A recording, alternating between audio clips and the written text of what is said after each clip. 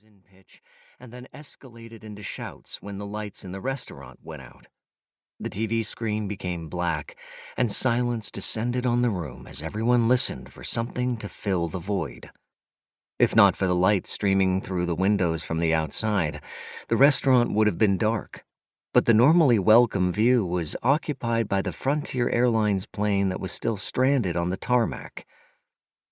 It represented the unknown and was eyed with suspicion as if it had brought bad news with it.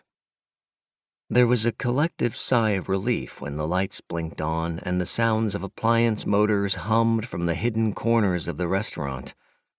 A few people cheered as if there was someone who deserved a reward for restoring the electricity, and they were joined by clapping when the news reappeared on the TV screen.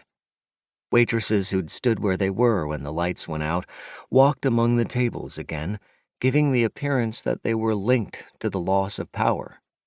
Offers of coffee refills were collectively declined in favor of alcoholic beverages. The news continued to broadcast the unbelievable stories on the banner and directly from the anchor team. They informed the viewers that the unwanted Frontier plane was being turned away without allowing passengers to disembark, and the report was supported by the appearance of a police car and a fuel truck next to the plane. Some of the customers rushed to the windows, the same way people were drawn to the site of an automobile accident. They could see the pilot leaning from his small window, and his finger pointing gave them a sense that his discussion with the police officer was less than cordial. The exchange ended with the pilot and deputy both making finger gestures that were easily interpreted. The ground crew from the fuel truck finished their task and withdrew from the side of the plane. But the deputy stayed where he was and asserted his authority that the pilot should take his passengers elsewhere. It wasn't a surprise when the pilot turned the plane away in a tight circle that sent his jet wash across the deputy's car. There were equal amounts of laughter and jeers as the deputy chased his hat across the luggage loading area. During the local drama, the anchors talked about concerns that there was some kind of infection that was being spread from people who had left major cities, and as word spread through the restaurant, the cheers for the deputy reflected the fear the customers felt toward the passengers on the plane. No one wanted them to bring the infection to them, even though there was no proof the newcomers were infected.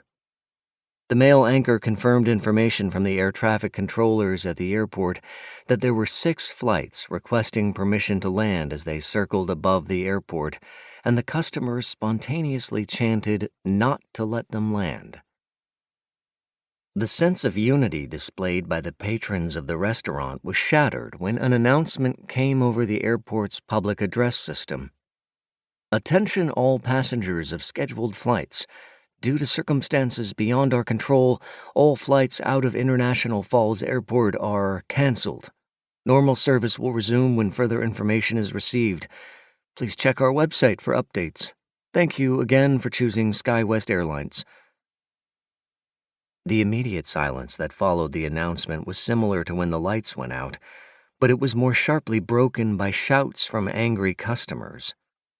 It hadn't occurred to them that the scenario that had played out on the runway would have a direct impact on them. If planes couldn't land, they couldn't leave. The scheduled flight they were supposed to be on was one of the planes that circled overhead. There was a general stampede toward the ticket counters. Everyone wanted to be the first to get compensation for their inconvenience. The restaurant manager was shoved out of the way several times as unpaid checks were left on tables.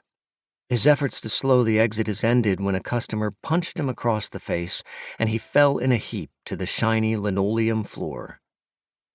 The ticketing agents had anticipated the reaction from the disappointed passengers, and by the time the first of them arrived at the counter, the agents and TSA staff were gone.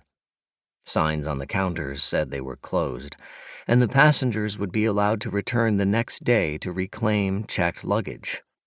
Steel curtains were pulled down over the gates leading to the concourse. With no one available toward whom they could vent their frustrations, The angry ticket holders. To keep listening to this audiobook, I've left you a link in the description so you can do it at no cost thanks to Audible's 30-day free trial.